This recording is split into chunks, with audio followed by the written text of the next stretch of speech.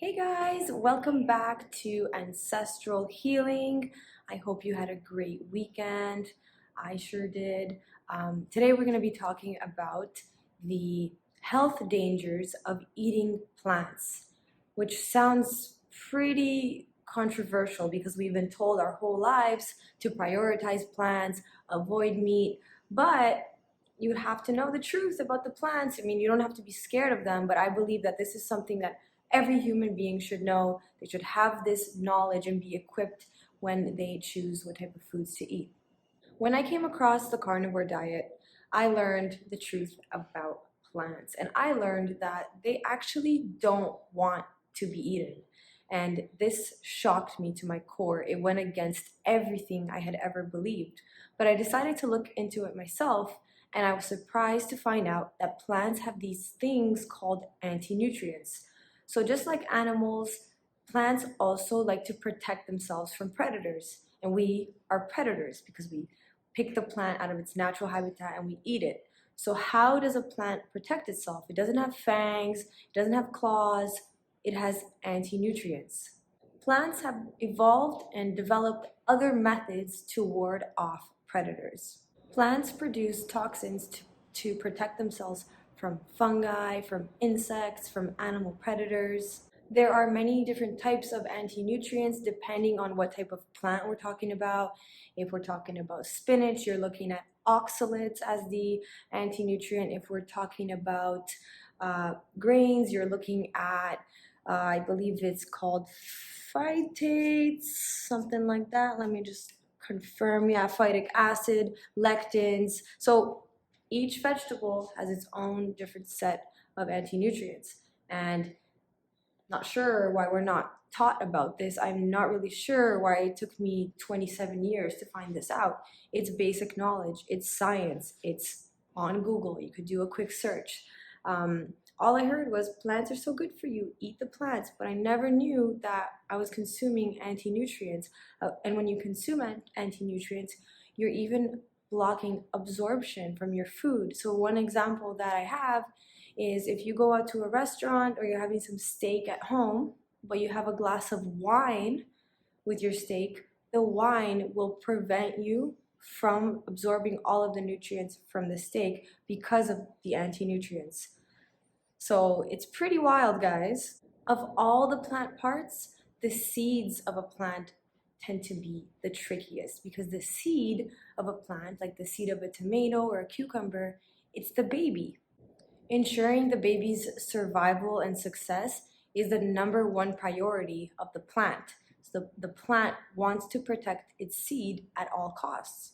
And seeds are everywhere. We're eating seeds left, right, and center. Grains are the seeds of grasses, which include wheat, corn, oats, rice. That bowl of oatmeal, you're essentially eating seeds. Chia seeds in your fruit bowl, seeds everywhere. I used to eat seeds all the time, and I didn't feel good. I felt bloated. I felt kind of like I had gas issues, acne, and I never connected it to the vegetables that I was eating because they were healthy, right? They're supposed to be good for you. Some of the foods that we were taught to believe are the most healthy, like let's say a spinach salad with tomatoes and bell peppers and onions and cucumbers, it's not really that good for us. If you think about it, just alone in that salad is a plethora of plant anti-nutrients. There's so many seeds in there, and there's so many different types of anti-nutrients, and it's a bit sciencey, but it's important to understand what these anti-nutrients can do. Like for example, phytates, they interfere with nutrient absorption, and then you've got enzyme inhibitors disrupting your food processing. So it's like all of these things that we don't even know that we're doing, and we're just thinking we're eating healthy, but we're actually getting in our own way. I mean, you're eating a salad, but it's literally disrupting your ability to absorb nutrients, and it's damaging your gut and causing inflammatory responses. I read this article online that says anti-nutrients are often responsible for food sensitivities,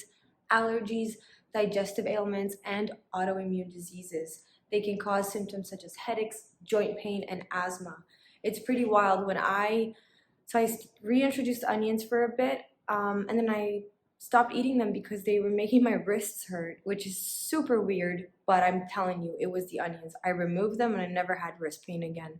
So you just have to be in tune, and that's why I believe that carnivore is an amazing elimination diet, because when you reintroduce food, you can really see right away, okay, is this good for me? How's it making me feel? You're super in tune with your body and how it's reacting to everything that you eat. So the anti-nutrient stuff can be a little bit overwhelming, but just keep in mind that the seeds of a plant could be the most damaging when it comes to human health. So if you're going to eat a cucumber, peel the skin and take out the seeds, and should be okay that way. Much better than eating the seeds. So I know it's a little bit shocking, but plants really do not want to be eaten. Not at all. They're literally producing their own blend of toxins to protect their offspring, their seed, and we're ingesting all of those toxins. Actually, these toxins make up about 99.99% of all pesticides that we consume as a part of a regular diet. So these are actually natural chemicals produced by a plant. So I really do, this one for me is a tricky one. It kind of hurts that we don't know about this, and that these are the foods that are pushed.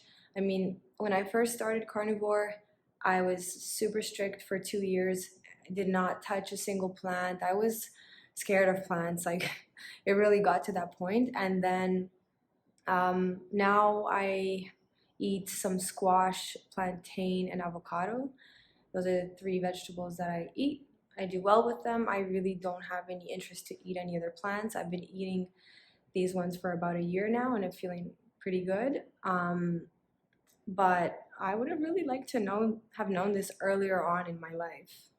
There's a lot of chemicals that these plants produce, but I encourage you guys to do your own research, look it up. There is a plethora of information online, but I'll just mention a couple more and the effect on the human body that they have, and then so you can see if you've felt these before. So there's another plant chemical is phytic acid that reduces mineral absorption like zinc, iron, and calcium, and that's found in grains, seeds, nuts, and potatoes.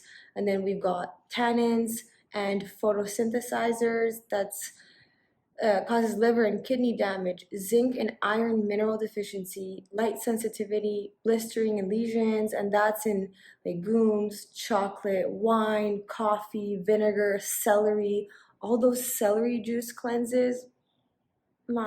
I did try that celery juice cleanse. I was hopeful that it would work about 4 years ago, but it didn't work. Like, that's the thing. I didn't actually see true health results until I cut out the plants, and that's wild to me.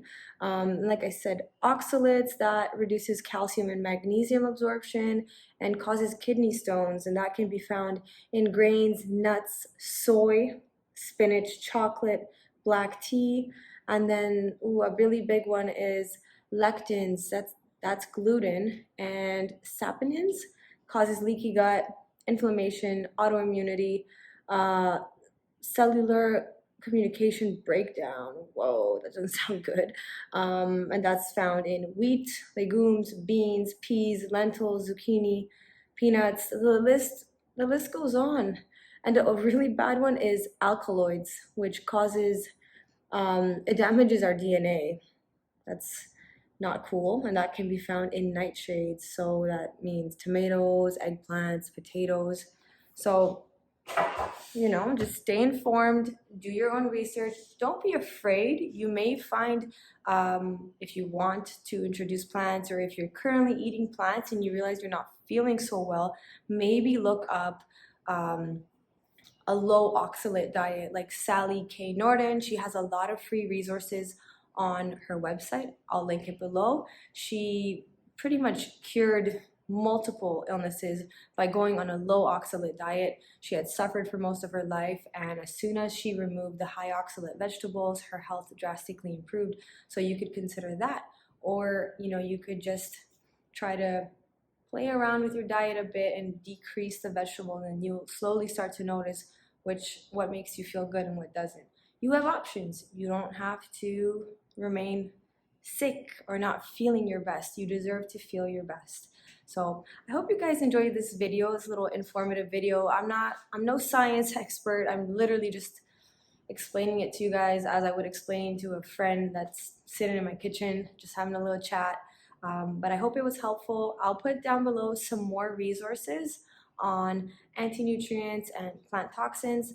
I hope you guys have a great rest of the week and you enjoy these other two videos on the screen. Bye!